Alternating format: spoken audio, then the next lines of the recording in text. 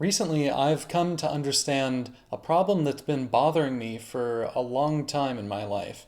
And that problem is when I'm trying to connect with someone on an emotional level, there is a barrier or a kind of disconnection or a shutting off on their end that happens that keeps me from making a deep emotional connection with them.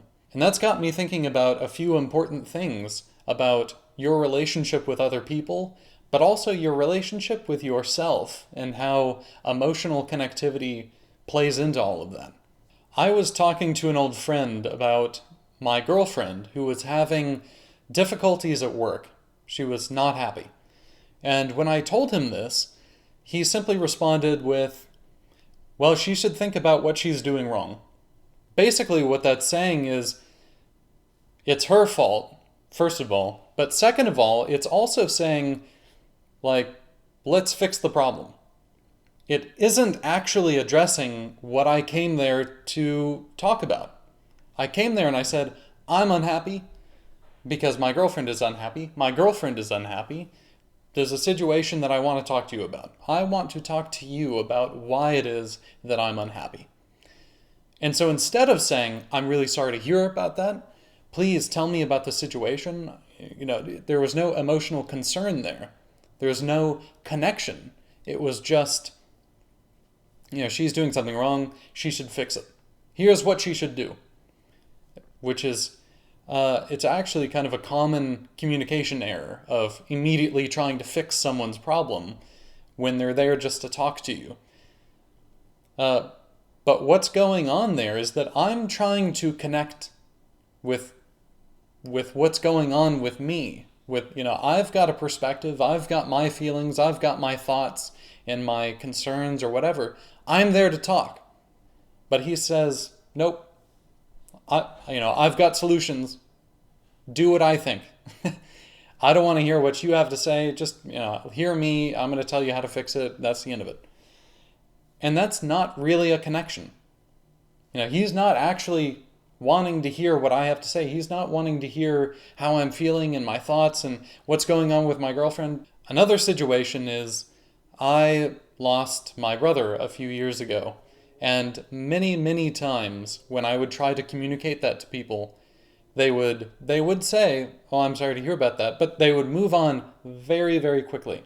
They would not want to talk to me about it. They would not want to connect emotionally with what I was feeling, what I was going through. They wouldn't want to talk to me about them. They just would, their eye contact would stop. They'd look out, somewhere else. Oh, okay. And then they'd, switch to a different subject as if I didn't say anything. And it made me realize what that barrier was. Because I had felt that barrier many, many times in my life. And I'm sure you have too, of where you're trying to connect with someone, of to talk about something, to talk about what you're feeling or what you're thinking. And they just sort of shut that down and it's off to something else. It made me realize that that's a symptom of repression. Where if someone, because repression is just, you don't want to feel something. If there's some kind of emotion within you, you repress it if you don't want to experience that emotion.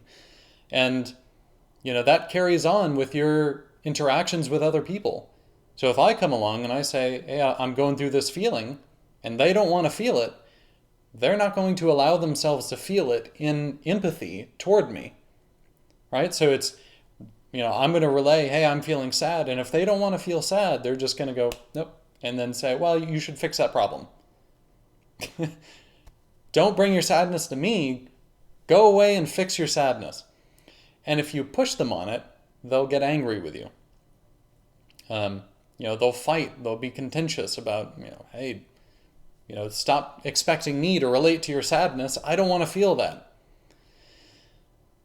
But here's where the danger is when you spend time with other people who are repressed in a serious way, who are, don't want to feel some kind of emotion, that's going to affect you. That's going to hurt your ability to feel those emotions that you're wanting to experience or to relate to them. Because that's something I've found out in myself that when I would want to connect with them with these emotions that I was feeling, I found over years, I wouldn't really want, there's subconsciously, I wouldn't want to bring those up because I knew in a way that would just be met with sort of a barrier. They wouldn't empathize with me. And it would either make me feel more alone, more unheard than not saying it at all, or it would make me feel like there was something wrong with me. Like, oh, I'm too sad of a person or something like that. So in other words, their repression made me repressed. And that's one of my 2 points that I really want to make, is that one is spending time around repressed people who do not want to feel what it is that you want to relate to them. If they won't empathize with you, that can really affect you, that it will make you not want to feel those feelings either. And my other point is a little bit different, but it definitely relates. And that's that caring is both an action and an emotion. Caring for someone is actually an action. And because, we usually think that it's just words, they care for me, or they show up every now and then, or, they'll talk to me about what they want to talk about, or, and that's a friend, that's caring. But I don't think that's really what it means for someone to care for you. I think what it means to care for someone is to really show that in actual emotional action terms, that they'll feel these feelings with you. They'll be concerned immediately when you show up and say, hey, I'm feeling bad, this happened, and they'll be upset. They'll say, oh my gosh, I'm so sorry to hear that. They'll feel it because they care for you. They'll be concerned for you. And so they'll feel that concern because they care. I just don't think it makes sense for them to say that they care for you, but then be unconcerned when you're upset or you're sad. So my 2 points are spending your time with people who will shut you out emotionally. People who are repressed, people who do not want to connect with you emotionally. That's going to hurt your ability to connect with yourself emotionally. And 2 is caring for someone is both an action and an emotion.